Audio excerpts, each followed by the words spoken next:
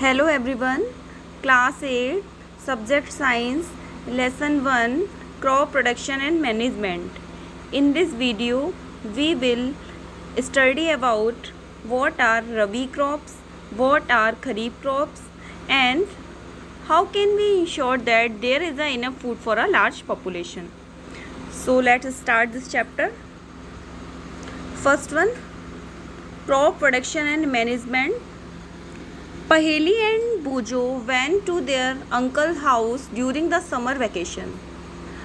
पहेली and बूजो uncle के घर पर गए हैं गर्मियों के टाइम, जब छुट्टियां हो जाती हैं, समर वैकेशन, उस time. Their uncle is a farmer. उनके जो अंकल हैं वो फार्मर हैं. One day they saw some tools like खुरपी, sickle, shovels, plough etcetera.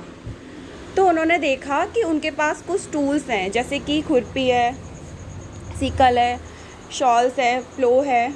In the field you have learn that all living organism required food. आपने ये भी पढ़ा है कि जो भी लिविंग ऑर्गेनिज्म होते हैं उनको फूड की रिक्वायरमेंट होती है. Plants can make their food themselves. और जो प्लांट्स होते हैं वो अपना फूड खुद से प्रिपेयर करते हैं. Can you recall how green plant synthesis their own food. क्या आप जानते हैं कि कैसे ग्रीन प्लांट्स अपना फूड खुद से प्रिपेयर करते हैं. कैसे करते हैं? फोटोसिंथेसिस की प्रोसेस के थ्रू करते हैं. Animal including humans can not make their own food. Animals और ह्यूमंस ये अपना फूड खुद से प्रिपेयर नहीं कर सकते. ये टोटली किस पर डिपेंड रहते हैं? प्लांट प्रोडक्ट्स पर डिपेंड रहते हैं. So where do animal get their food from. तो जो एनिमल जो होते हैं उनको फूड कहाँ से मिलता है? But first of all, why do we have to eat food. लेकिन हमें ये जानना भी ज़रूरी है कि हम फूड क्यों ईट करते हैं. You already know that energy from the food is utilised by organism for carrying out their various body functions. हम ये भी पहले से जानते हैं कि जो हमें एनर्जी मिलती है फूड से, उसका हम यूटिलाइजेशन जो ऑर्गेनिज्म होते हैं वो करते हैं. जो भी उनकी बॉडी में जो भी वेरियस फंक्शंस होते हैं, जो भी एक्टिविटीज़ होती हैं उसके लिए, जैसे कि डाइजेशन की प्रोसेस हो रही है, respiration, excretion. We get our food from plants और एनिमल और बोथ. ये अपना फूड या तो प्लांट प्रोडक्ट से लेते हैं या एनिमल से भी लेते हैं. जो वेजिटेरियन है वो प्लांट से लेते हैं, जो नॉन वेजिटेरियन है वो एनिमल्स को भी फीड करते हैं. और बोथ हो सकता है कि कोई दोनों को भी करें. जैसे ह्यूमन किस में आते हैं? ओमनिवोरस में आते हैं. वो ईट करते हैं, प्लांट प्रोडक्ट्स ही करते हैं, और फ्लैश ऑफ अदर भी जो नॉन वेजिटेरियन होते हैं. In order to provide food for a large population, regular production, proper management and distribution is necessary. अगर हम चाहते हैं कि जो फूड है वो एक लार्ज पॉपुलेशन को अवेलेबल हो, सभी को प्रोवाइड हो, तो इसके लिए एक हमें रेगुलर प्रोडक्शन करना होगा, प्रॉपर मैनेजमेंट और डिस्ट्रीब्यूशन करना बहुत नेसेसरी है. अब फर्स्ट है 1.1 एग्रीकल्चर प्रैक्टिसेस. एग्रीकल्चर प्रैक्टिसेस क्या होता है? When plants of the same kind are cultivated at one place on a large scale. Plant जो हैं सेम काइंड के, उनको कल्टिवेटेड करते हैं एक ही प्लेस पर, लार्ज स्केल पर. It is called a crop. तो उसे बोला जाता है क्रॉप. ये आपको अंडरलाइन करना है. क्रॉप क्या है? When a plant of a same kind are cultivated at a one place on a large scale, it is called crop. For example, crop of wheat means that all the plants grow in a field are that of wheat. जैसे कि wheat की जो crop जो है उसमें जो भी plant जो ग्रो हो रहे हैं फील्ड में वो किसके हैं? वीट के हैं. You already know that crops are of different types like cereals, vegetables and fruits. पहले से जानते हैं कि जो क्रॉप्स होती हैं वो डिफरेंट टाइप्स की होती हैं, जैसे सीरियल्स हो गई, वेजिटेबल्स हो गई, फ्रूट्स हो गई. These can be classified on the basis of the season in which they grow. और ये डिपेंड करती हैं, इनका जो हम क्लासिफिकेशन करते हैं किसके बेसिस पर करते हैं? सीज़न के बेसिस पर करते हैं, जिसमें कि वो ग्रो होती हैं different crops. India is a vast country. The climatic conditions like temperature, humidity and rainfall vary from one region to another. India जो है एक वास्ट कंट्री है, इसमें जो क्लाइमेटिक कंडीशन होती है जैसे कि टेम्परेचर है, ह्यूमिडिटी है, रेनफॉल है, ये एक जगह से दूसरी जगह पर वेरी करता है, सेम नहीं होता। एक जगह कहीं पर रेनफॉल ज़्यादा होता है, कहीं पर कम होता है। Accordingly there is a rich variety of crops grown in a different parts of the country. तो जो अगर हम इसके अकॉर्डिंग देखते हैं तो कहीं पर क्या होता है, वैरायटी ऑफ क्रॉप्स भी ग्रो होती हैं different parts of the country में। कहीं पर जैसे कि मस्टर्ड की ज़्यादा फील्ड में फार्मिंग की जाती है, कहीं पर वीट की जाती है। इस तरीके से अलग अलग जगह पर अलग अलग की जाती है, कहीं पर कॉटन की जाती है। डिस्पाइट दिस डाइवर्सिटी, तो ये क्या है, एक डाइवर्सिटी हो गई, डिफरेंट जो पार्ट्स हैं, जो स्टेट्स हैं, उनमें अलग अलग क्रॉप्स शोन की जा रही है। Two broad cropping patterns can be identified, these are.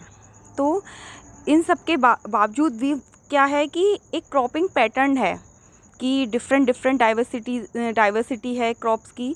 इसके बिहाइव पर इन्होंने इसको खरीफ क्रॉप और रबी क्रॉप्स में डिवाइड किया है। तो खरीफ क्रॉप क्या है, the crop which are sown in the rainy season are called kharif crop.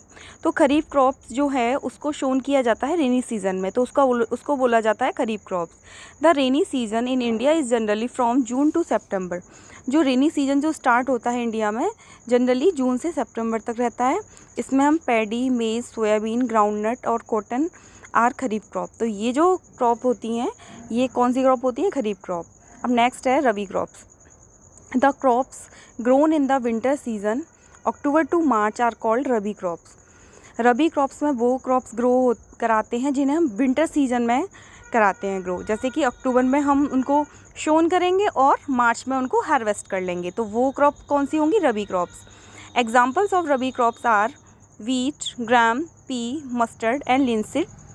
तो ये सब किसके एग्जाम्पल है, रबी क्रॉप्स के। Besides these pulses and vegetables are grown during summer at many places. इन सब के साथ साथ पल्सेस और वेजिटेबल्स जो है इनको भी हम ग्रो कराते हैं समर टाइम में अलग अलग प्लेसेस पर। Cultivation of crops involve several activities undertaken by farmer over a period of time. जो कल्टीवेशन जो हम कराते हैं क्रॉप्स का, ये जो एक्टिविटीज़ हैं ये फार्मर जो हैं over a period of time farmer के सुपरविज़न में, मींस फार्मर अपने देख रेख में ये सारी चीज़ें कराते हैं, कल्टीवेशन कराते हैं, क्रॉप्स ग्रो कराते हैं। You may find that these activities are similar to those carried out by gardener or even by you when you grown ornaments plants in your house. ये जो एग्रीकल्चर जो कल्टीवेशन जो कर रहे हैं ये क्रॉप्स का, ये सेम उसी तरीके से है जैसे कि आप अपने घर पर भी कोई ऑर्नामेंट्स प्लांट जो है आप उसको अगर ग्रो करा रहे हो, या फिर कोई गार्डनर जो है वो किसी फ्लावरिंग प्लांट्स को ग्रो करा रहे हैं, उस तरीके से सेम है। दीज एक्टिविटीज़ और task are refers to as a agriculture practices which are listed below.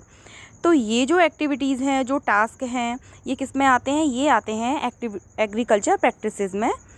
तो अब वो कौन कौन से आते हैं, इसमें है preparation of soil, second one showing, next adding manure and fertiliser, irrigation, protecting from weeds, harvesting and storage. तो ये सारे जब स्टेप हम यूज़ करते हैं क्रॉप प्रोडक्शन में तभी हमारी क्रॉप फुली मैच्योर होती है और फिर हम उसे फाइनली लास्ट में हार्वेस्ट कर लेते हैं और स्टोरेज कर लेते हैं। और फिर आप जो देख रहे हैं, सपोज़ कि फॉर एग्ज़ाम्पल आप जो रोटी खाते हैं तो वो कैसे, वो वीट से ही तो बनी होती है।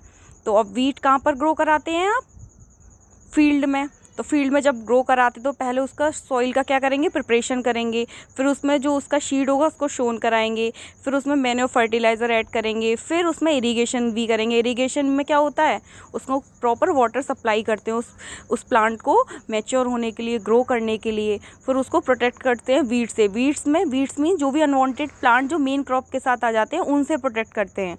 फिर लास्ट में जब आपकी क्रॉप मैच्योर हो जाती है तो उसे हम क्या कर लेते हैं, हार्वेस्ट कर लेते हैं। और देन जब उसकी ग्रेन हमें मिल जाते हैं उसको हम स्टोरेज कर लेते हैं वेयर हाउस में। तो इस तरीके से जो भी ये जो पॉइंट्स हैं इनको हम डीपली स्टडी करते हैं। तो फर्स्ट वन है preparation of soil. The preparation of soil is the first step to before growing a crop. जो प्रिपरेशन ऑफ सॉइल जो है ये फर्स्ट स्टेप होता है क्रॉप को ग्रो कराने से पहले। One of the most important task in agriculture is to turn the soil and loosen it. तो सबसे ज़्यादा मोस्ट इम्पॉर्टेंट जो टास्क होता है एग्रीकल्चर में वो होता है सॉइल को लूज़ करना। मीन्स अगर उसके जो पार्टिकल्स जो हैं वो थोड़े थोड़े लूज़ हो जाएं, जिससे कि उसमें प्रॉपरली उसमें एरिएशन भी होता रहे। This allow the roots to penetrate deep into the soil. और जब वो अगर उनमें क्या होगा, जो हम सॉइल की प्रिपरेशन कराएंगे तो उसमें जब वो लूज़ हो जाएंगे सॉइल के जो पार्टिकल्स होंगे, तो उसमें जो हम प्लांट्स जो ग्रो कराएंगे तो उसकी जो रूट्स होंगी वो इजीली काफ़ी डीपली पेनिट्रेट कर जाएंगी नीचे तक। जो उसके जो एक लेवल है ना उससे भी नीचे तक जा सकती हैं जब हम प्रॉपर उसका क्या करेंगे, सॉइल को लूज़ करेंगे। The loosen soil allow the roots to breathe easily even when they grow deep into the soil. तो इससे बेनिफिट क्या होगा प्लांट्स के लिए कि जो प्लांट जो होंगे वो सॉइल में अलाउ करेंगे कि रूट्स जो हैं वो इजीली ब्रीथ करेंगी, चाहे वो कितना भी डीप जा सकती हैं उसमें सॉइल के अंदर, लेकिन उनकी ब्रीदिंग की प्रोसेस जो है वो चलती रहेगी। Why does the loosing of soil allow the roots to breathe easily? क्या आपको ऐसा क्यों है कि जो लूजिंग ऑफ सॉइल है वो अलाउ कर रही है रूट्स को ब्रीथ करने के लिए ईजीली? ऐसा क्यों है ये जानते हैं। The loosen soil helps in the growth of earthworm and microbe present in the soil. ये जो लूजन सॉइल होती है ये हेल्प करती है ग्रोथ के लिए। किसकी ग्रोथ के लिए? जो माइक्रो ऑर्गेनिज्म जो होते हैं, माइक्रो ऑर्गेनिज्म जो होते हैं लाइक जो माइक्रोब जैसे राइजोबियम है वो रूट नोड्यूल्स में मिलता है प्लांट्स की में, तो उनको भी तो अपना फूड चाहिए। इस तरीके से जैसे कि अर्थवॉर्म है वो भी लूजन सॉइल में हेल्प करते हैं और माइक्रोब भी जो सॉइल में प्रेजेंट होते हैं वो भी इसमें हेल्प करते हैं लूजन सॉइल में, जिससे कि growth of earthworm and microbe present in the soil. These organisms are friend of the farmer since they further turn and loosen the soil and add humus to it. तो ये जो micro organism है ये friends होते हैं farmer के, क्योंकि ये फार्मर को हेल्प करते हैं सॉइल को लूज़ करने में। और फिर हम क्या करते हैं उसमें हम ऐड ह्यूमस टू इट, और वो उसमें ह्यूमस भी ऐड कर देते हैं, ऑर्गेनिक मैटर जो होता है उनका। Why the soil needs to be turn and loosen. लेकिन हमें क्यों नीड होती है सॉइल की कि उसे टर्न करना पड़ता है, उसको लूजन करना पड़ता है। You have learn in the previous classes that soil contain mineral, water, air and some living organism. तो आपने पहले क्लासेस में पढ़ा था कि जो सॉइल जो होती है वो कंटेन करती है minerals, water, air and some living organism. In addition dead plants and animals get decompose by soil organism. जो भी डेड प्लांट है और जो एनिमल है जब उनका डिकम्पोजिशन हो जाता है, वो डिकम्पोजिशन कौन करते हैं? जो सॉइल में ऑर्गेनिज्म प्रेजेंट होते हैं।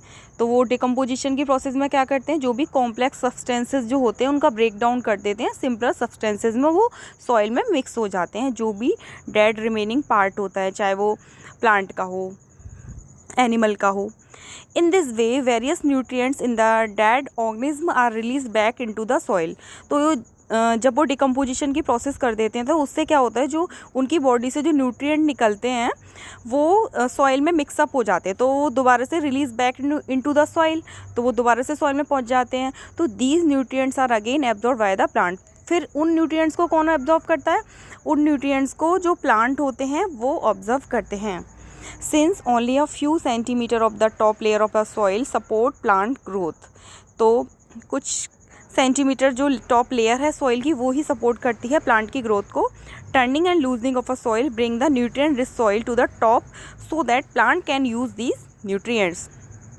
तो जब हम टर्निंग और लूजनिंग सॉइल की जो करते हैं उससे क्या होता है, जो न्यूट्रिएंट जो प्रेजेंट होते हैं, जो टॉप लेयर में न्यूट्रिएंट प्रेजेंट ना होके उससे नीचे जो लेयर में न्यूट्रिएंट जो प्रेजेंट होते हैं वो अपर लेयर में आ जाते हैं, जो हम लूजनिंग कर देते हैं इसके through, so that plant can use these nutrient. तो प्लांट जो होते हैं वो ईजिली फिर इन न्यूट्रिएंट्स का क्या कर लेते हैं, एब्जॉर्प्शन कर लेते हैं।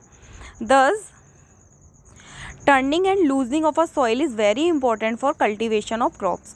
तो हम कह सकते हैं कि जो टर्निंग और लूजनिंग जो हम कर रहे हैं सॉइल की, ये बहुत इंपॉर्टेंट है क्रॉप्स के कल्टिवेशन के लिए। व्हाट इज नेक्स्ट है, the process of loosening and turning of the soil is called tilling और अ प्लोइंग। तो ये जो प्रोसेस है जिसके थ्रू हम लूजनिंग कर रहे हैं और टर्निंग कर रहे हैं सॉइल की, तो ये प्रोसेस कहलाती है टिलिंग करना या ploughing. This is done by using a plough. तो ये हम कर सकते हैं, प्लो की हेल्प से कर सकते हैं। अब प्लो क्या है? तो प्लो आर मेड ऑफ वुड और आयरन। जो प्लो होता है ये बना होता है आपको डायग्राम में भी शो किया है 1.1 में, जिसे आप नॉर्मली फावड़ा बोलते हो आप अपने लैंग्वेज में। तो ये जो प्लो जो है ये वुड और आयरन का बना होता है। If the soil is very dry, जब सॉइल ज़्यादा ड्राई है, it may need watering before ploughing. तो इसलिए हम पहले प्लोइंग करने से पहले उसमें सॉइल में वाटरिंग कर देते हैं, जिससे कि वो जो उसके सॉइल के जो पार्टिकल्स हार्ड होते हैं वो थोड़े हार्ड होते हैं। जब उनसे वाटरिंग कर देते हैं तो उसकी जो ड्राइनेस जो होती है वो कम हो जाती है। द प्लोइंग फील्ड में have big clumps of a soil called crumbs. तो जब हम प्लोड जो फील्ड होता है उसमें हम देखते हैं कि हमें बिग क्लम्स नज़र आते हैं हमें सॉइल के, तो उनको क्या बोला जाता है? Crumbs. It is necessary to break these crumbs. तो ये हमारे लिए बहुत ज़्यादा ज़रूरी है कि हम उन्हें ब्रेक करें। Levelling the field is a beneficial for sowing as well as for irrigation. तो ये जो हम लेवलिंग कर रहे हैं फील्ड में, तो ये किस लिए बेनिफिशियल है? कि हम जो शोइंग करा रहे हैं as well as for irrigation, और उसमें हम क्या कर रहे हैं? किसके लिए? हम उसमें इरीगेशन करा रहे हैं, मीन सिंचाई जो करेंगे उसके लिए। Levelling of a soil is done with the help of leveller. तो हम लेवलिंग जो करते हैं वो किसकी हेल्प से करते हैं? लेवलर की हेल्प से करते हैं। Sometimes manure is added to the soil before tilling. और कभी कभी हम मैन्योर भी ऐड कर देते हैं टिलिंग करने से पहले सॉइल में। वो क्यों करते हैं? वो इसलिए करते हैं, this helps in a proper mixing of a manure with the soil. वो जो मैन्योर जो है वो प्रॉपरली उसमें सॉइल में मिक्सअप हो जाता है, वो जो सॉइल की जो लेयर होती हैं उनमें भी इजीली पहुंच जाता है। क्योंकि जब हम लूजन सॉइल कर देते हैं तो जो सॉइल जो होती है वो उसके जो पार्टिकल्स होते हैं वो लूज़ हो जाते हैं, तो उसमें इजीली जो मैन्योर जो होता है वो ऐड हो जाता है, तो उसको सॉइल को प्रॉपर न्यूट्रिएंट भी मिल जाता है। The soil is moistened before sowing. तो जो सॉइल जो है जब उसमें शोन कराते हैं हम, जो भी शीड होता है उससे पहले उसको मॉइस्चर होना भी ज़रूरी होता है। तो उसके लिए हम उसमें वाटरिंग भी करते हैं, मीन्स थोड़ा पानी भी हम देते हैं ना उसको, उसकी ड्राइनेस को रिमूव करने के लिए। नेक्स्ट है, अभी हमने फर्स्ट टॉपिक कंप्लीट किया, preparation of soil. Next one is agriculture implements. अब एग्रीकल्चर में हम कौन कौन सी इम्प्लीमेंट्स यूज़ करते हैं? बिफोर सोइंग द शीड्स को शोन करने से पहले it is necessary to break soil crumbs to get better yield. तो हमारा मेन पर्पज़ ये है कि पहले हमें ब्रेक करना है जो भी सॉइल में क्रम्स नज़र आ रहे हैं, तो जिससे क्या होगा, हमारी जो यील्ड होगी वो बेटर होगी। This is done with the help of various tools. तो ये हम किससे करते हैं कि जो भी वेरियस टूल्स होते हैं उनकी हेल्प से करते हैं। The main tools used for this purpose are the plough, hoe and cultivator. और जो मेन टूल्स जो हम यूज़ करते हैं इसमें, तो वो है जैसे प्लो हो गया, हॉय हो गया, कल्टिवेटर। अब व्हाट इज़ प्लो? प्लो क्या है?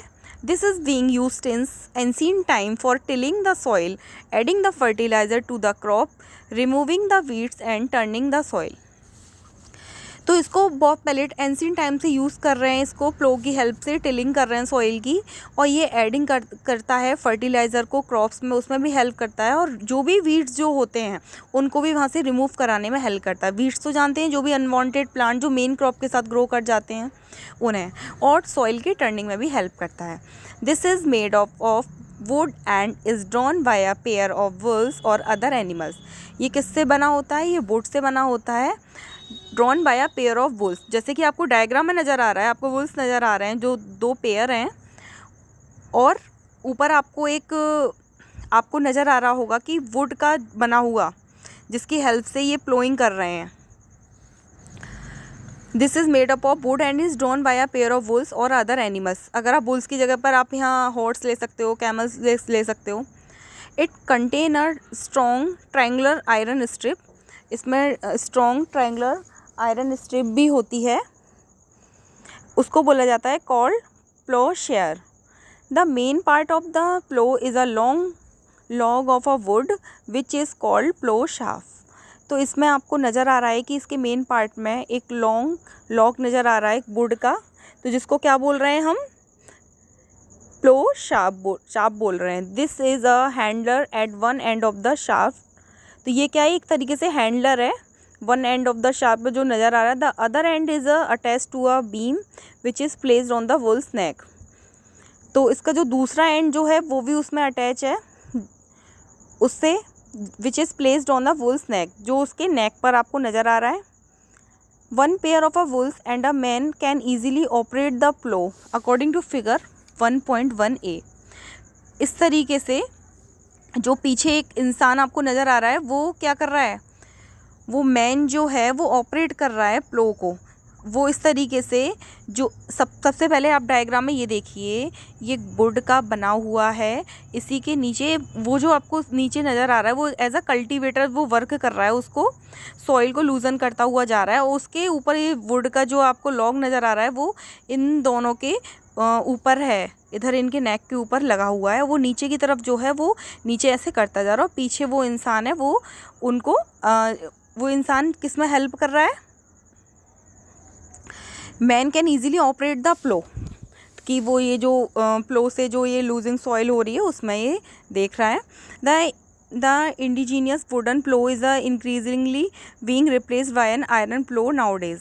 लेकिन अब जो इस टाइम जो हम यूज़ कर रहे हैं वो वुडन जो प्लो है उसकी जगह पर इन्होंने आयरन प्लो का यूज़ करने लगे हैं। अब नेक्स्ट है होए। It is a simple tool which is used for removing weeds and for losing the soil. ये एक सिंपल टूल है, इसका यूज़ किया जाता है जो भी वीड्स होते हैं उनके रिमूव करने के लिए और लूजिंग करने के लिए सॉइल के लिए। It has a long rod of a would और अ आयरन। ये क्या है, एक लॉन्ग रॉड है, या तो वो वुड की है या आयरन की। A strong broad and bent plate of iron is a fixed to one of its end. ये स्ट्रॉन्ग है, ब्रॉड है, बेंड प्लेट है इसमें किसकी, आयरन की, इसमें फिक्स्ड है इसके वन ऑफ इट्स एंड पर, एक एंड पर, and work like a blade. और ये किस तरीके से वर्क कर रही है, जैसे कि एक ब्लेड है। It is pulled by animals. और ये इसको कौन पुल करता है, इसको कौन खींचता है, एनिमल। ये रहा डायग्राम आपको नज़र आ जाएगा, ये है, ये भी एक सिंपल टूल है जिसका भी हम यूज़ किस में करते हैं, वीड्स के रिमूविंग के लिए करते हैं और लूजिंग ऑफ द सॉइल में करते हैं। नेक्स्ट है cultivator. Now days ploughing is a done by tractor driven cultivator. तो आजकल जो हम यूज़ जो कर रहे हैं किस में, जो लूजनिंग ऑफ सॉइल के लिए जो हम यूज़ कर रहे हैं, प्लोइंग के लिए जो यूज़ कर रहे हैं उसके लिए हम ट्रैक्टर का यूज़ करते हैं, उसमें कल्टीवेटर लगा देते हैं। The use of cultivator save labour and time. तो ये आपको इस ट्रैक्टर में नज़र आ रहा होगा, पीछे की तरफ कुछ आयरन का है, ये सॉइल को लूज़ करता हुआ जा रहा है, जिससे क्या हो रहा है, एक तो टाइम भी बच रहा है क्योंकि मशीन ये वर्क कर रही हैं, और सेव लेबर, और पहले इस काम को करने के लिए ज़्यादा लोगों की ज़रूरत पड़ती थी, वो अब ज़रूरत नहीं पड़ेगी क्योंकि मशीन से काम हो रहा है और जल्दी हो रहा है, तो इसलिए आजकल इसी का यूज़ करते हैं। अब नेक्स्ट है sowing. Sowing is a important part of a crop production. Sowing जो है वो एक इम्पॉर्टेंट पार्ट है क्रॉप प्रोडक्शन का। Before sowing good quality clean and healthy seeds of a good variety are selected. Sown करने से पहले हमें गुड क्वालिटी के क्लीन और हेल्दी शीड्स जो गुड वैरायटी के हैं उन्हें सेलेक्ट करना होता है। Farmer prefer to use seeds which give high yield. Farmer जो है होते हैं वो प्रेफर करते हैं जो उन्हें शीड यूज़ में लाने हैं वो कैसे होने चाहिए, हाई यील्ड के होने चाहिए। मींस अगर हम शीड शोन करा रहे हैं उनमें उनकी जो यील्ड हो वो ज़्यादा हो, अच्छी क्वालिटी के शीड हो। Are there seed which float on a water. क्या वो जो शीड है क्या वो वाटर में फ्लोट कर रहे हैं। वुड दोज बी लाइटर और heavier than those which sink. और क्या वो लाइटर हैं या हैवियर हैं या फिर उसमें नीचे बॉटम में बैठ रहे हैं। इस तरीके से आप ये भी देख सकते हो, जब हम सिलेक्शन करते हैं शीट्स का उसमें ये देखा जाता है। Damage seeds become a hollow and are thus lighter. जो डैमेज शीट होंगे वो बहुत हल्के होंगे, लाइटर होंगे, और उनके बीच में स्पेस भी हो सकता है, वो होलो भी हो सकते हैं। Therefore they float on a water. इसलिए ये वाटर सरफेस पर फ्लोट करते हैं, तैरते हुए आपको नज़र आ जाते हैं।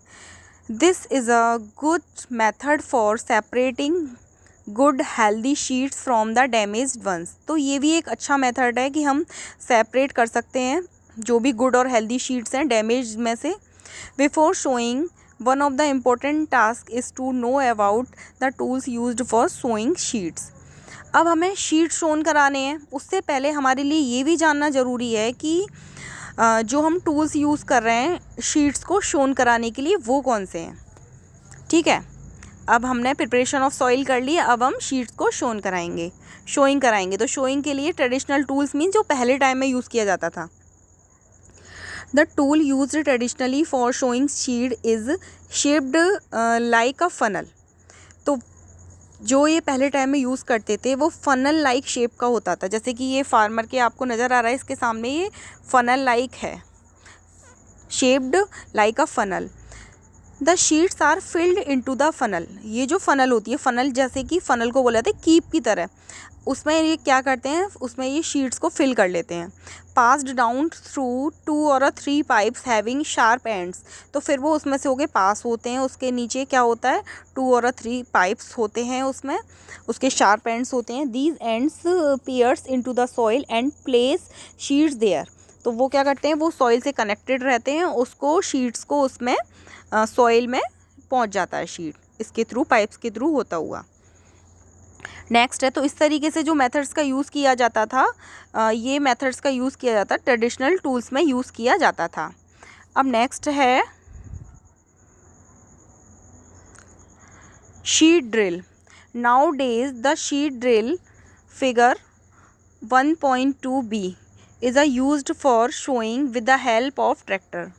तो शीट ड्रिल जो यूज़ किया जाता है इस टाइम, ये यूज़ किया जाता है प्रेजेंट टाइम में शोइंग करने के लिए, ट्रैक्टर की हेल्प से करते हैं। This shows the sheets uniformly at a equal distance and a depth. तो ये इसमें क्या होता है, शीट शो होते जाते हैं, एक ही लाइन से होते जाते हैं, प्रॉपर डिस्टेंस पर, इक्वल डिस्टेंस पर और डेप्थ पर। It ensure that sheets get covered by the soil after showing. Sheet जो होते हैं वो कवर्ड होते जाते हैं सॉइल से शोइंग होने के बाद भी। This protect seeds from being eaten by birds. तो ये जो मेथड है शीट ड्रिल, ये हमें इस चीज़ में भी हेल्प करता है कि वो जो शीट जो हैं वो सॉइल में जब शोज़ हो जाते हैं उसके बाद में उसके ऊपर सॉइल कवर हो जाती है, तो वो शीट जो होते हैं प्रोटेक्ट हो जाते हैं कि उसको कोई भी बर्ड जो है उसे ईट नहीं कर सकता। Showing bye using a sheet drill saves the time and labour. तो ये जो हम शोइंग करा रहे हैं ये भी इसको यूज़ करते हैं, किसमें, जो हम शोइंग करा रहे हैं शीट ड्रिल की हेल्प से, तो ये हमारा टाइम भी बचाता है और लेबर की भी बचत होती है। ज़्यादा इंसानों की भी ज़रूरत नहीं पड़ती हमें इस काम को करने के लिए, और ज़्यादा टाइम भी नहीं लगता। और ये काम कौन कर रहा है, मशीनें कर रही हैं। Appropriately distance between the sheet is necessary to avoid overcrowding of plants।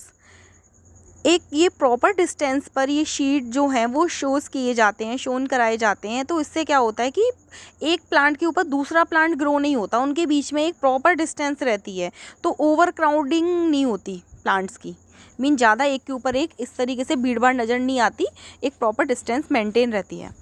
This allow plants to get sufficient sunlight, nutrients and water from the soil. तो इस तरीके से जो प्लांट होते हैं वो प्रॉपरली सनलाइट लेते हैं सफिशिएंट, उनको न्यूट्रिएंट और वाटर भी मिल जाते हैं सॉइल से। At time a few plants may have to be removed to prevent over crowding.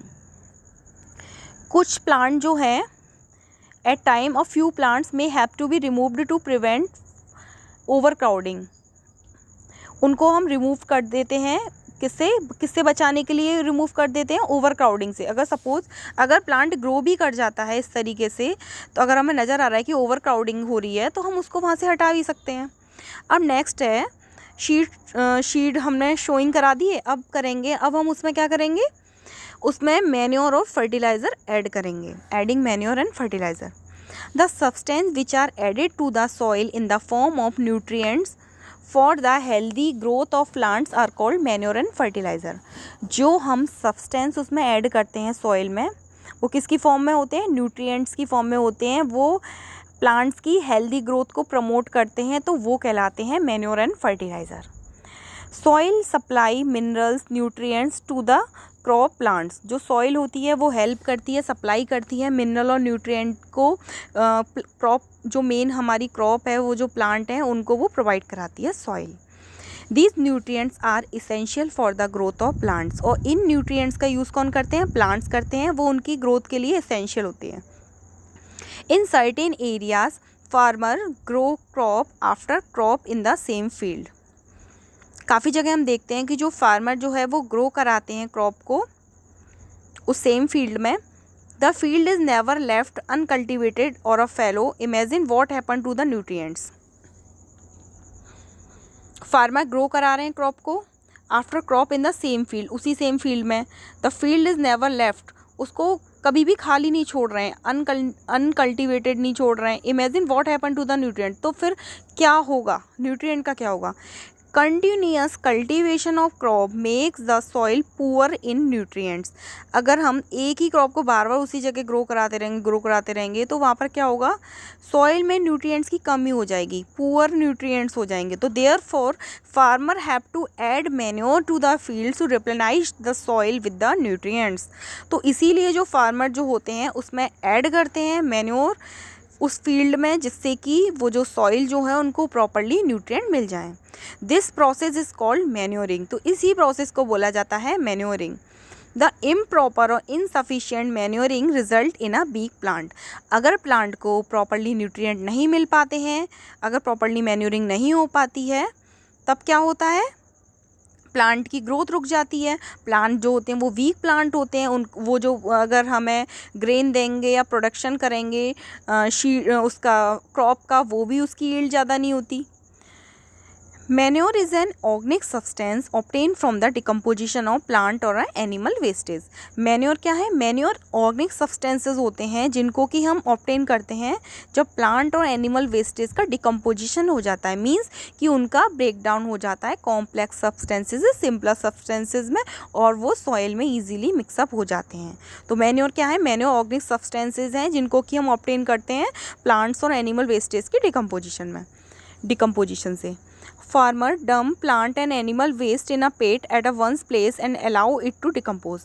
जो फार्मर जो होते हैं वो डंप करते हैं प्लांट को और एनिमल वेस्टेज को उस पिट में, जो कोई भी जो ओपन प्लेस जो है उसमें वो अलाउ करती हैं इट टू डिकम्पोज करने के लिए। The decomposition is caused by some micro organism. जो डिकम्पोजिशन जो होता है वो कुछ माइक्रो ऑर्गेनिज्म की वजह से होता है। The decompose matter is used as a organic manure. जो डिकम्पोज जो मैटर जो है उसको हम as a organic manure use करते हैं, कार्बनिक खाद के रूप में यूज़ करते हैं। You have already learn about vermi composting in class 6। तो आपने क्लास 6 में वर्मी कंपोस्टिंग के भी बारे में पढ़ा होगा। जो ऑर्गेनिक जो मैटर जो है प्लांट्स के लिए, मींस जो ऑर्गेनिक मैन्योर जो है वो प्लांट्स के लिए बहुत ज़्यादा इम्पोर्टेंट है। उसी से प्लांट्स को न्यूट्रिएंट प्रॉपर मिलते हैं और प्लांट की ग्रोथ बढ़ती है। Next activity 1.2। एक्टिविटी 1.2 में है आपको take moong or a gram seed and a germinate them. आपको मूंग के या ग्राम की शीट लेने, उसको जर्मिनेट कराना है। Select 3 equal size seedling. आपको 3 इक्वल साइज़ की शीडलिंग लेनी है। टेक 3 एम्प्टी ग्लासेस आप और अ सिमिलर वेसल, या तो तीन एक जैसे ग्लास ले लो या फिर कोई वेसल ले लो। अब उसे मार्क करना है आपको ABC। To glass A add little amount of soil mixed with a little cow dung manure. तो ए वाले में आपको थोड़ी सी सॉइल लेनी है, उसको मिक्स करना है काउ डंग के साथ, वो एक एज अ मैन्योर वर्क करता है। सेकंड बी वाले में आपको कुछ अमाउंट में सॉइल लेनी है, उसमें मिक्स करना है urea. Take the same amount of soil in glass C. और सी वाले में भी आपको इसी तरीके से थोड़ी सी सॉइल लेनी है, लेकिन उसमें कुछ भी ऐड नहीं करना है। Now pour the same amount of water in each glass and plant the seedling in them. आपको तीनों में प्रॉपर्ली वाटर सेम देना है, फिर आपको देखना है कि उनमें क्या होता है। Keep them in a safe place and water them daily. उसको किसी सेफ प्लेस पर रखना है और डेली उसमें वाटर देना है। After 7 to 10 days observe their growth. फिर आपको 7 to 10 days बाद आपको उसकी ग्रोथ को ऑब्जर्व करना है। Did plants in all the glasses grow at the same place. क्या आपको नज़र आ रहा है कि जो इन तीनों में जो प्लांट जो हैं, क्या वो उनकी जो ग्रोथ हो रही है क्या सेम हो रही है। देखिए अब इस डायग्राम को देखते हैं तो आपको नहीं लग रही, ए और बी में तो नज़र आ रही है बट सी में इतनी ग्रोथ नज़र नहीं आ रही है। Which glass showed better growth of a plant. तो ये जो ग्लास जो है वो क्या शो कर रहे हैं, एक बेटर ग्रोथ को शो कर रहे हैं प्लांट की को। In which glass was the growth fastest. और किस वाले में ज़्यादा ग्रोथ हुई है। फर्टिलाइज़र। तो इन ये जो एक्टिविटी जो मैंने अभी आपको समझाई, इसमें क्या था, एक में उन्होंने ऐड किया था मैन्योर, एक में उन्होंने फर्टिलाइज़र ऐड किया, और उन्होंने एक में कुछ भी ऐड नहीं किया लेकिन वाटरिंग प्रॉपर किया उन्होंने। तो उसके बाद में उन्होंने ग्रोथ देखी कि किस में कैसे हुई। तो इस तरीके से आप भी घर पर करके देख सकते हैं, आपको पता चल जाएगा कि किस में ज़्यादा हुई growth. Fertiliser are chemicals which are rich in particular nutrient. जो फर्टिलाइज़र्स जो होते हैं वो केमिकल्स होते हैं और उनमें क्या होता है, उनमें पर्टिकुलर न्यूट्रिएंट्स प्रेजेंट होते हैं। न्यूट्रिएंट जो होते हैं वो रिच अमाउंट में प्रेजेंट होते हैं। लेकिन फर्टिलाइज़र होते क्या है, केमिकल्स से मिलके बने होते हैं।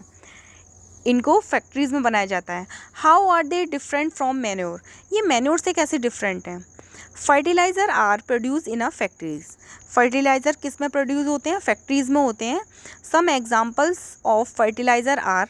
अब यहाँ पर कुछ एग्जांपल्स बताएं फर्टिलाइज़र के, जैसे कि urea, ammonium, sulphate, super phosphate, potash, NPK, nitrogen, phosphorus, potassium, ये सब। The use of fertilizer has helped the farmer to get better yield of crops such as a wheat, paddy and maize. तो ये जो use करते हैं fertiliser का, वो उनको हेल्प करता है फार्मर को कि उनकी जो यील्ड होती है क्रॉप प्रोडक्शन की वो ज़्यादा होती है, अच्छी होती है। जैसे कि वीट का है, पैडी का है, मेज का है, ये जो क्रॉप्स को अगर हम ग्रो करा रहे हैं उनमें फर्टिलाइज़र अगर ऐड करते हैं तो इनकी जो यील्ड होगी वो अच्छी होगी। But excessive use of fertiliser has made the soil less fertile. लेकिन हम ज़्यादा यूज़ करेंगे इन फर्टिलाइज़र का तो ये क्या करेंगे, सॉइल की फर्टिलिटी को लूज़ कर देंगे, सॉइल इतनी फर्टाइल नहीं रहेगी। Fertiliser have also become a source of water pollution. और ये जो फर्टिलाइज़र जो होते हैं ये भी सोर्स होते हैं किसका, वाटर पॉल्यूशन का। वाटर पॉल्यूशन का सोर्स कैसे होते हैं, जो ये फर्टिलाइज़र्स में जो केमिकल्स होता है वो अगर वाटर में अगर मिक्सअप हो जाता है और फिर ये वाटर सीधा रिवर से कनेक्ट हो जाता है, जो भी उसमें जो वाटर बॉडीज़ जो प्रेजेंट हैं like plant species, animal species, तो उनके लिए भी हार्मफुल होगा ना। हो सकता है कि वो उनकी डेथ हो जाए यूज़ करके इन केमिकल्स को, तो ये वाटर पॉल्यूशन भी करता है।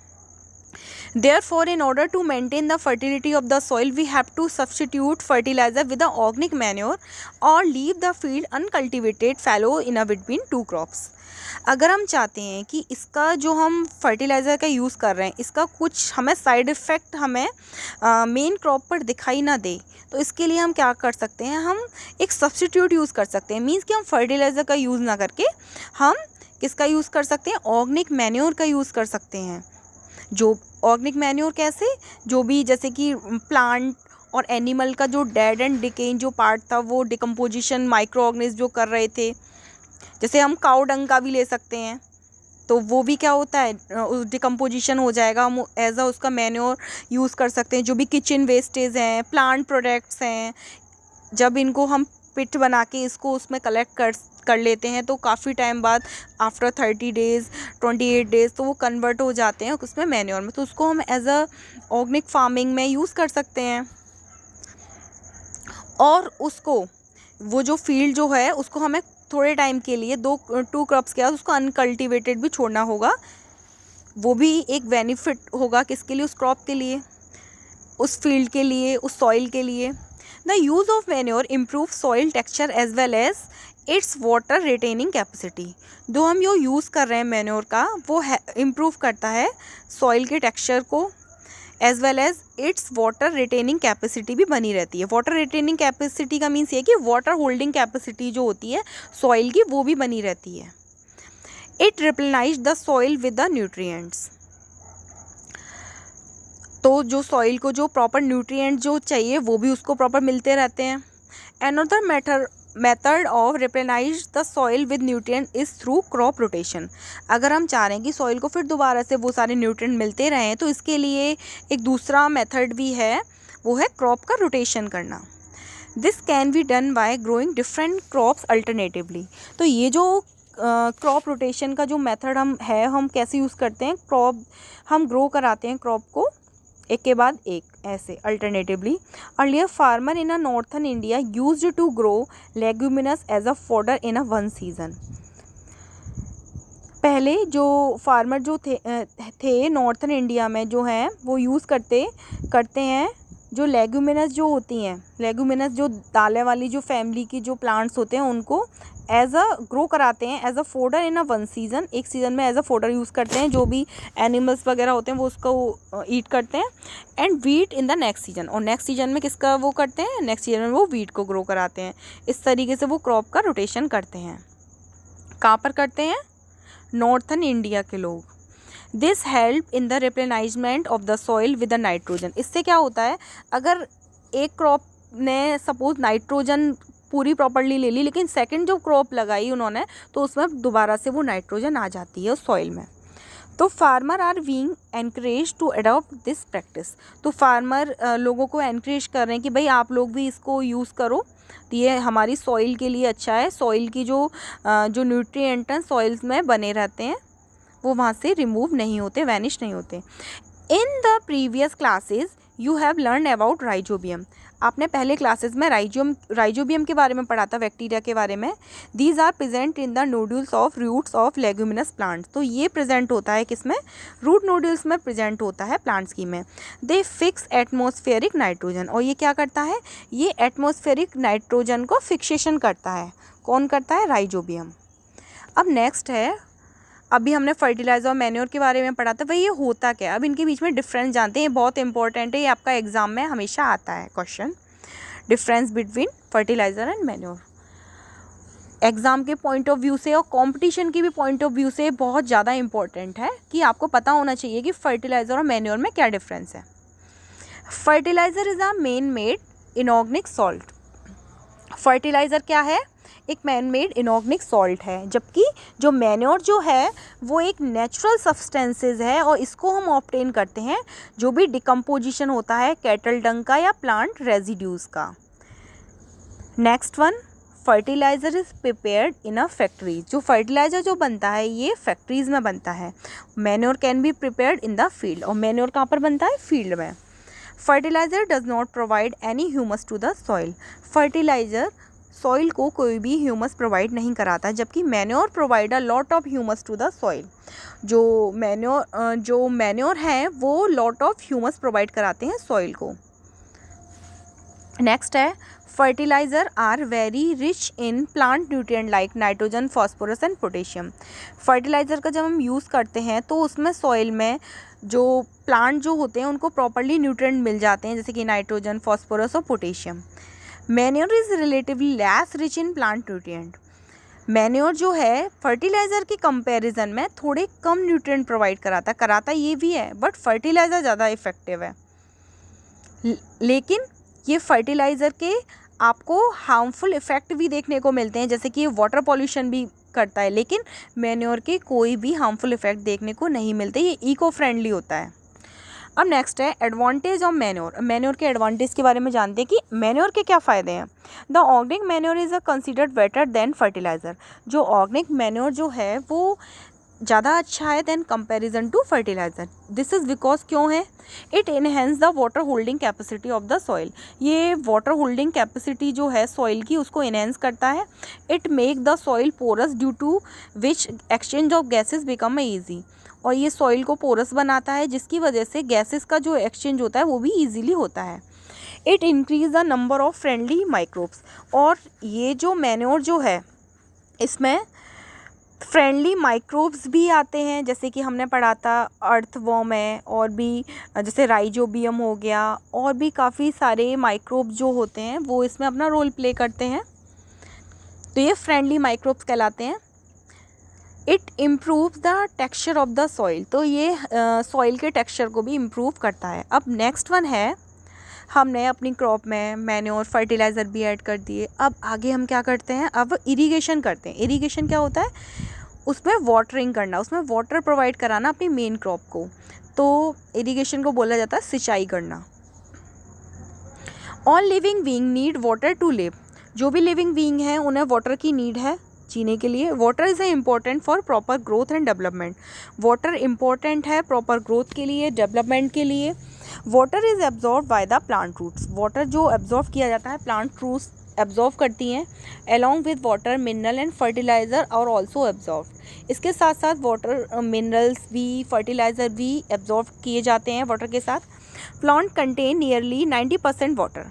प्लांट्स 90% वाटर कंटेन करती हैं। Water is essential because germination of seeds does not take place under dry condition।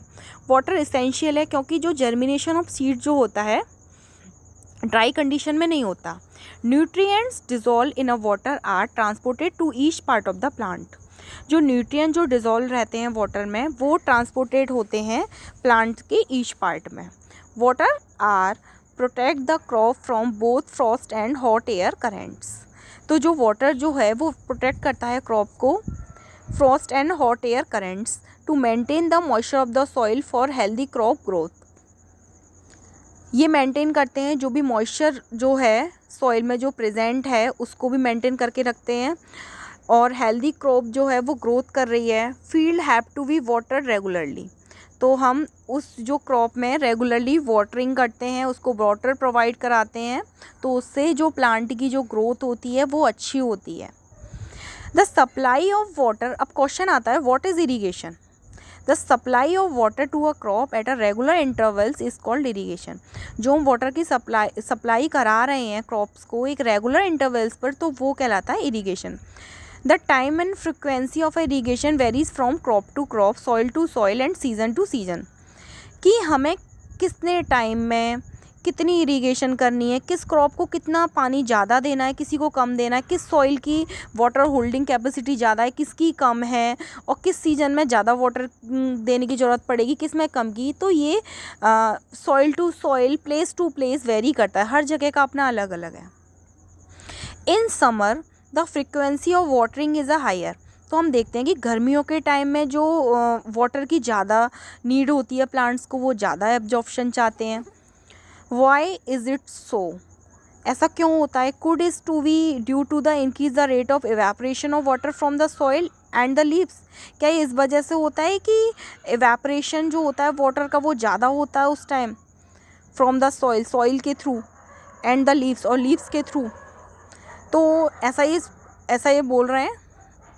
I am very careful this year about watering the plant, last summer my plant dried up and died. वो जो कह रहे हैं कि मैं बहुत ज़्यादा careful हूँ इस साल की, मैं अपने प्लांट्स को ना वाटरिंग करूँगा ऑल टाइम जब भी उन्हें ज़रूरत उन्हें लगेगी। वैसे तो आपको प्लांट्स को डेली ही वाटरिंग करनी चाहिए। Last summer my plants dried up and died, कह रहे हैं कि जो लास्ट समर जो निकल के गई हैं उस टाइम मेरे प्लांट जो थे वो ड्राई हो गए थे और कुछ प्लांट्स तो मर भी गए थे। सोर्सेज ऑफ इरीगेशन, अब हम इरीगेशन तो कर रहे हैं, प्रॉपर वाटर सप्लाई कर रहे हैं अपने प्लांट्स के लिए, अपनी क्रॉप्स के लिए एक रेगुलर इंटरवल पर, लेकिन बात ये कि अब ये इरीगेशन कहाँ से कर रहे हैं, किस सोर्सेज से कर रहे हैं। The sources of water for irrigation are, अब बता रहे हैं सोर्सेज कौन से हैं। Wells, tubewells, ponds, lakes, river, dam and canals.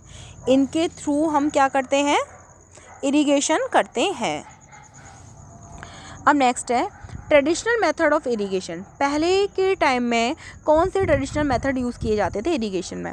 The water available in a well, lakes and a canal is a lifted up by different method in a different region. जो water available होता था well में, lake में, canals में, उसको हम ऊपर लाने के लिए लिफ्टेड करते थे, क्योंकि अंडरग्राउंड वाटर होता है, उसको हमें लिफ्ट करना है तभी तो ऊपर आएगा। तो अलग अलग जगह पर क्या करते थे, कुछ मेथड यूज़ करते थे। Field for taking it to the field, cattle or a human labour is a used in these method. तो ट्रेडिशनल मेथड में वो कैटल की और ह्यूमन की भी हेल्प लेते थे। So these method are cheaper but less efficient. तो ये जो मेथड होते थे वो बहुत ज़्यादा सस्ते मेथड होते थे लेकिन लेस एफिशिएंट होते थे।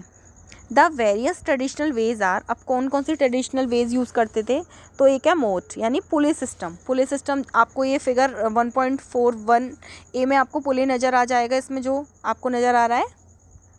चेन पंप सिस्टम, आप कभी ब्लेजेस में जाते हो तो ब्लेज में भी आपको इस तरीके से कहीं पर वेल नज़र आ जाते हैं, वहाँ पर कुएँ पर आपको नज़र आ जाएगा इस तरीके से ये चैन पुली सिस्टम लगा होता है। Dhekli and rahat lever system, pumps are commonly used for lifting water. Water को लिफ्ट करने के लिए वो पम्प्स का भी यूज़ करते थे। And diesel, biogas, electricity and solar energy is use to run these pumps. So इन पम्प्स को चलाने के लिए वो डीजल का भी यूज़ करते थे, बायोगैस का भी, इलेक्ट्रिसिटी का भी, सोलर एनर्जी का भी। तो ये तो हो गए इरिगेशन के ट्रेडिशनल मेथड्स। तो इस तरीके से वो वहाँ से वाटर लेकर जो भी पास में जो क्रॉप है वहाँ तक वो वाटर की सप्लाई हो जाती थी। नेक्स्ट वन है modern method of irrigation. Modern method of irrigation help us to use water economically. तो जो मॉडर्न मेथड जो हम इरिगेशन का यूज़ कर रहे हैं वो help us to use water economically. The main method used are as follow. अब कौन सा मेथड हम यूज़ कर रहे हैं इस time? Sprinkler system method. Sprinkler system में क्या है? This system is a more useful on the uneven land where sufficient water is not available. तो इसका हम सिस्टम का यूज़ करते हैं वहाँ पर जहाँ पर सफिशिएंट वाटर अवेलेबल नहीं होता। The perpendicular pipe having rotating nozzles on a top are joint to the main pipeline at a regular intervals. तो इसमें क्या होता है? परपेंडिकुलर पाइप लगे रहते हैं, रोटेटिंग नोजल्स उसमें लगा रहता है टॉप पर, उसमें जॉइन रहता है मेन पाइपलाइन में एक रेगुलर इंटरवल पर। When water is allowed to flow through the main pipe, water जो है वो एक मेन पाइपलाइन के थ्रू जा रहा है, उसमें अंडर प्रेशर भी जनरेट हो रहा है with the help of pump के थ्रू एक प्रेशर भी जनरेट हो रहा है। It escape from the rotating nozzles, it get sprinkled on the crop as if it is a raining. Sprinkle हो रहा है, स्प्रिंकल सिस्टम है, उसमें एक फव्वारा टाइप का चल रहा है, ऐसा लग रहा है जैसे कि वहाँ बरसात हो रही है। इस तरीके से जो क्रॉप है उसको प्रॉपर्ली वाटर मिल रहा है। Sprinkler is a very useful for lawns, coffee plantation and several other crops. जैसे कि जो लॉन वगैरह हैं जहाँ पर ग्रीनरी ज़्यादा रहती है, कोई कॉफ़ी की प्लांटेशन की है, वहाँ पर ये मेथड काफ़ी अच्छा वर्क करता है। स्प्रिंकलर सिस्टम एक तरीके से छिड़काव सा होता रहता है पूरे जो प्लांट्स हैं उन पर, एक रोटेटिंग नोजल्स जो है उसके थ्रू। ये आपको डायग्राम में नज़र आ रहा है, ये परपेंडिकुलर पाइप लगे, मेन पाइप की सप्लाई हो रही है, इसके थ्रू वहाँ पर वो पहुँच रहे हैं, वो स्प्रिंकलर कर रहे हैं, वाटर की सप्लाई हो रही है क्रॉप में। अब नेक्स्ट है drip system. In this system the water fall drop by drop directly near the roots.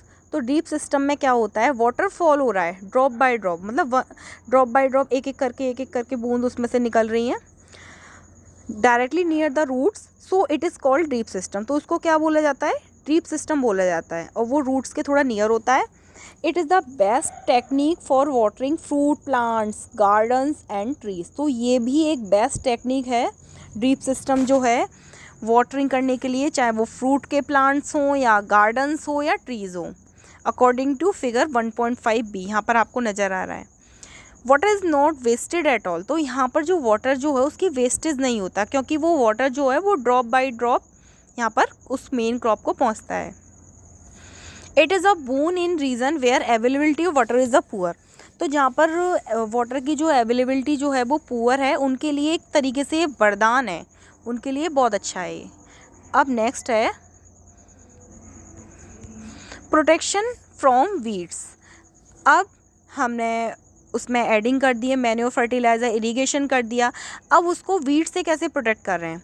Bujo and Paheli went to a nearby wheat field and saw that there were some other plant in the field. बूजो और पहेली गए थे पास में wheat field में, उन्होंने देखा कि वहाँ पर कुछ अदर प्लांट्स भी ग्रो कर गए हैं मेन क्रॉप के साथ, along with the wheat plant के साथ. In a field, many other undesirable plants may grow naturally along with the crop. These undesirable plants are called weeds. तो जो फील्ड में अनडिज़ायरेबल प्लांट जो ग्रो कर जाते हैं नेचुरली मेन क्रॉप के साथ, तो वो जो अनडिज़ायरेबल प्लांट जो होते हैं वो वीड्स कहलाते हैं. The removal of weeds is called weeding. तो जो हम रिमूवल करते हैं वीड्स को वो वीडिंग कहलाता है. Weeding is necessary since weeds compete with the crop plants for a water, nutrients, space and lights.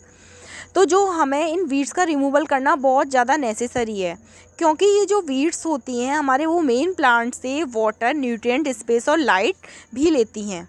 जब वो हमारे मेन क्रॉप से वो चीज़ें ले लेंगी जो उन्हें प्रॉपरली चाहिए, तो वो उनकी तो ग्रोथ ही नहीं हो पाएगी, तो इसलिए हमें उन्हें रिमूव करना बहुत ज़रूरी होता है।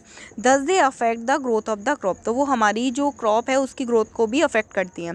सम weeds interfere even in harvesting and may be poisonous for animal and human being. तो कुछ जो वीड्स होती हैं वो इंटरफेयर करती हैं हार्वेस्टिंग के टाइम में भी, और कुछ पॉइजनस भी होती हैं एनिमल्स के लिए और ह्यूमन बीइंग्स के लिए। अब नेक्स्ट है, farmers adopt many ways to remove weeds and control their growth. Farmer adopt many ways to remove weeds and control their growth. Farmer जो हैं वो अडॉप्ट करते हैं काफ़ी सारे वेज जिसके थ्रू वो रिमूवल करते हैं वीड्स को और अपनी प्लांट की ग्रोथ को कंट्रोल करते हैं। Tilling before showing off crop help in uprooting and killing of a weeds. जो ये टिलिंग की प्रोसेस जो करते हैं वो शोन कराने से पहले उसको शीट को, तो वो हेल्प करती है uprooting and killing of weeds. जो भी उसने अनवांटेड प्लांट जो पहले से प्रेजेंट होते हैं वो बाहर आ जाते हैं, निकल कर वो वहाँ से हट जाते हैं, बिल्कुल किल हो जाते हैं। Which may then dry up and get mix with the soil.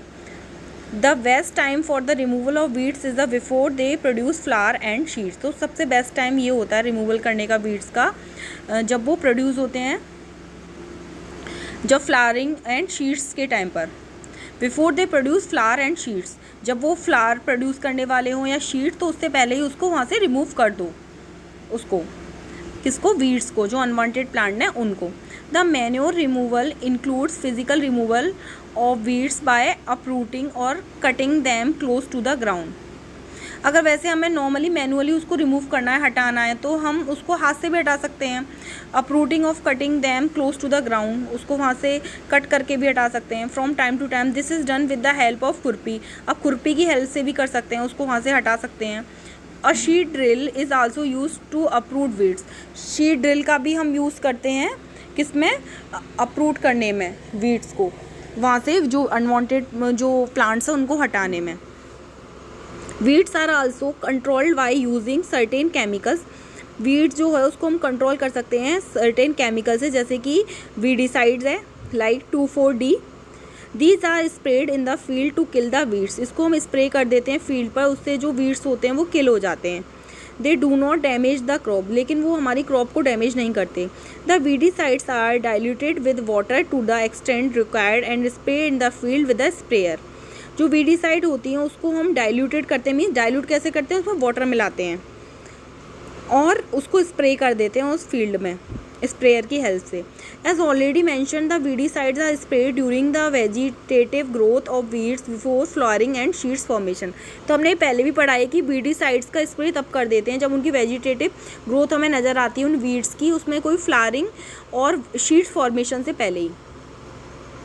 Spraying of weedicide में affect the health of farmer. जो स्प्रे जो करते हैं वीडिसाइड का वो फार्मर की हेल्थ को भी अफेक्ट करते हैं। So they should use these chemical very carefully. तो उन्हें इन केमिकल्स का बड़ा केयरफुली यूज़ करना चाहिए। They should cover their nose and mouth with a piece of cloth during spraying of this chemical. उन्हें अपना नोज़ और माउथ को कवर करना चाहिए पीस ऑफ क्लॉथ से जब वो स्प्रे करते हैं इन केमिकल्स का। अब नेक्स्ट है हार्वेस्टिंग। हार्वेस्टिंग क्या है? Harvesting of a crop is an important task. Harvesting जो है क्रॉप का एक इम्पॉर्टेंट टास्क है। The cutting of a crop after it is mature is called harvesting. जो हम कटिंग करते हैं क्रॉप की जब वो मैच्योर हो जाती हैं वो हार्वेस्टिंग कहलाता है। In harvesting crop are pulled out or a cut close to the ground. Harvesting में हम क्रॉप्स को क्या करते हैं? पुल आउट करते हैं, उसको कट करते हैं जो ग्राउंड के क्लोज होती है उसको, जो ग्राउंड में जो ग्रो कर जाती है उस क्रॉप को वहाँ से हटाते हैं। It usually take 3 to 4 months for a cereal crop to mature. उसे 3 से 4 महीने का टाइम लगता है जिससे कि ये क्रॉप मैच्योर हो जाती है। Harvesting in our country is either done manually by sickle.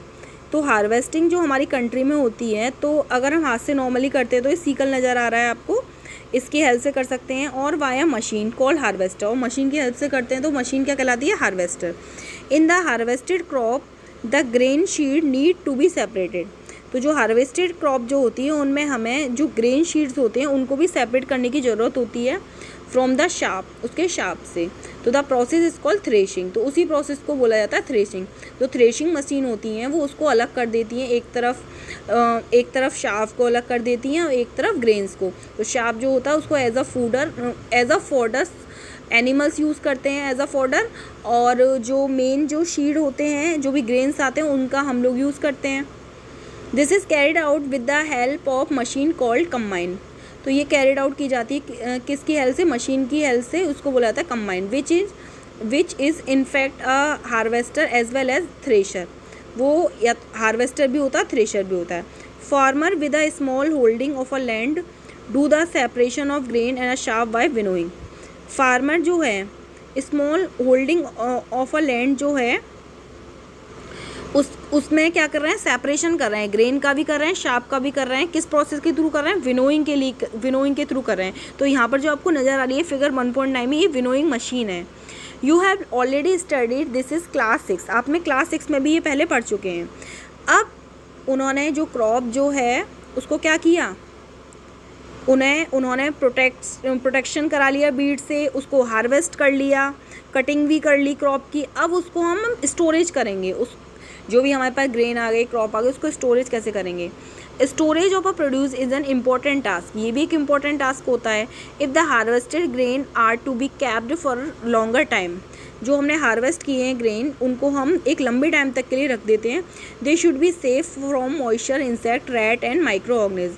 तो वो इससे रखने से क्या होते हैं? वो सेफ़ रहते हैं मॉइस्चर से, इंसेक्ट से, रैट से और माइक्रो ऑर्गेनिज्म से। Harvested grains have more moisture, जो हार्वेस्टेड जो ग्रेन्स होते हैं उनमें क्या होता है? मॉइस्चर प्रेजेंट होता है। If freshly harvested grain seeds are stored without drying, they may get spoiled और अटैक्ड बाय ऑर्गेनिज्म। अगर हम जो फ्रेशली हार्वेस्टेड शीट जो हैं अगर उन्हें डायरेक्टली स्टोर कर देते हैं, ड्राई नहीं करते हैं, तो वो स्पॉइल हो जाते हैं, वो ख़राब भी हो सकते हैं और अटैक भी हो सकता है किसी भी ऑर्गेनिज्म का, making them unfit for use और फॉर जर्मिनेशन। और वो अनफिट होते हैं, उनका हम यूज़ नहीं कर सकते, उनमें जर्मिनेशन भी नहीं होता।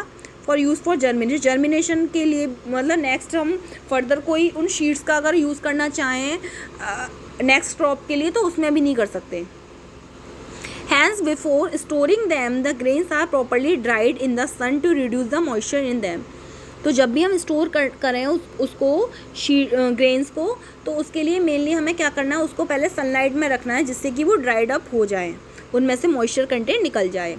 This prevent the attack by insect, paste, bacteria and fungi. तो ये उसको हेल्प करता है कि उनमें किसी भी पेस्ट का अटैक नहीं होता, बैक्टीरिया और फंजाई का अटैक नहीं होता। Farmer store grain in a jute bag और अ मेटलिक वेन्स। फार्मर जो स्टोर करते हैं ग्रेन्स को वो जूट के बैग में करते हैं। आपको ये बोरियां जो नज़र आ रही हैं ये जूट बैग्स हैं, या फिर मेटलिक वेन्स का भी यूज़ कर सकते हैं। However large scale storage of a grain is done in a slows and a granaries. एक बड़े स्केल पर अगर स्टोरेज जो करते हैं ग्रेन्स का, ये स्लोज और ग्रेनरीज के साथ करते हैं, वो प्रोटेक्ट करते हैं to protect them from pest like rats and insect. और ये उसको प्रोटेक्ट करते हैं किससे? पेट्स से, जैसे कि रैट्स है, इंसेक्ट्स है, इससे। अब नेक्स्ट है dried neem leaves are used for storing food grains at home. जो ड्राई नीम की लीव्स जो हैं उसका भी आप यूज़ कर सकते हैं स्टोरिंग करने के लिए फूड ग्रेन्स को अपने घर पर भी। जैसे कि आपने अपने घर पर अगर वीट के जो भी ग्रेन्स रख रहे हैं तो उसमें आप ड्राई सूखी नीम की पत्तियाँ डाल सकते हैं, तो उससे भी वहाँ पर माइक्रोब्स उसमें नहीं लगते। For storing large quantities of a grain in a big godam, specific chemical treatment are required to protect them from a pest and micro organism. जो गोदाम वगैरह में जो रखे जाते हैं, ये जो आपको जूट बैग्स में नज़र आ रहे हैं, तो उनमें रखने से पहले वहाँ पर केमिकल ट्रीटमेंट करते हैं जिससे कि वहाँ पर पेस्ट और माइक्रो ऑर्गेनिज्म ना आ सकें। फिर इसके बाद में फूड फ्रॉम एनिमल। आपको बताना है कि कौन कौन से फूड हमें एनिमल, जैसे मिल्क कौन देता है? काऊ, बफेलो। इस तरीके से आपको 2, 3, 4 पॉइंट जो हैं इसको आपको होमवर्क में फिल करना है कि कौन कौन से फूड आइटम कौन कौन से एनिमल देते हैं, मीन्स क्या सोर्सेज हैं। नेक्स्ट है after completing this table you must have seen that like plants animal also provide us with different kinds of food. तो इस टेबल को कंप्लीट करने के बाद आप ये जानते हैं कि प्लांट्स एनिमल्स जो हैं वो क्या प्रोवाइड कराते हैं, डिफरेंट काइंड्स के food. Many people living in the coastal areas consume fish as a major part of their diet. आपने देखा होगा कि बहुत से लोग क्या करते हैं, कोस्टल एरियाज़ में वो फ़िश को ईट करते हैं, उनका मेजर पार्ट होता है डाइट का। In the previous classes you have learn about the food that we obtain from plants. तो आपने पहले की क्लासेस में भी ये जाना था कि फूड जो है, food that we obtain from plants, तो कौन कौन से फूड हम प्लांट्स से ऑब्टेन करते हैं। We have just seen that the process of crop production and involves a number of step like a selection of seeds, sowing etcetera. तो आपने अभी ये भी इस चैप्टर में आपने ये भी देखा कि जो प्रोसेस हो रही थी क्रॉप प्रोडक्शन के लिए, उसमें कौन कौन से इन्वॉल्व किए इन्होंने स्टेप बाय स्टेप। जैसे नंबर ऑफ स्टेप लाइक सबसे पहले सिलेक्शन ऑफ सीड्स किया, उसको शोइंग कराया एट्सेट्रा, और भी काफ़ी सारे स्टेप अभी हमने इस चैप्टर में पढ़े थे। Similarly, animals reared at home or in a farm have to be provided with a proper food. इसी तरीके से हम एनिमल्स को जो रखते हैं, घर पर भी रखते हैं, किसी फार्म में रखते हैं, तो उनको भी हम प्रॉपर फूड देते हैं, उनको शेल्टर देते हैं, रहने के लिए जगह देते हैं, उनकी केयर करते हैं। तो when this is done on a large scale, जब ये एक लार्ज स्केल पे किया जाता है, it is called animal husbandry. तो ये क्या कहलाता है, एनिमल हस्बेंड्री। जैसे कि काऊ है, बफेलो है, शी गॉट है, शी कैमल है, अगर इनको हम लार्ज स्केल पर अगर हम इनको रखते हैं तो वहाँ पर हमें उनकी प्रॉपर टेक केयर करनी होगी, उनको प्रॉपर फूड देना होगा, शेल्टर देना होगा, केयर करनी होगी, तब वो हमें जो प्रोडक्शन जो देंगे मिल्क का वो अच्छा देंगे। तो ये जो लार्ज स्केल पर जो when this is done on a large scale it is called animal husbandry. अगर एनिमल्स को लार्ज स्केल पर हम उनकी केयर कर रहे हैं, फूड दे रहे हैं, शेल्टर दे रहे हैं, तो वो एनिमल हस्बेंड्री में आता है। अब आपका ये चैप्टर फिनिश हो गया है। ये चैप्टर आपका वन लेक्चर में ही मैंने आपका पूरा चैप्टर का एक्सप्लेनेशन कर दिया है। अब मैं एक नेक्स्ट वीडियो बनाऊंगी, उसमें मैं आपको इन कीवर्ड्स और इसके क्वेश्चन आंसर को समझाऊंगी। अगर आपको मेरी वीडियो अच्छी लगती है तो प्लीज़ आप मेरे चैनल को लाइक करिए और इस वीडियो को ज़्यादा से ज़्यादा शेयर करिए और सब्सक्राइब करिए। Thank you students for watching this video.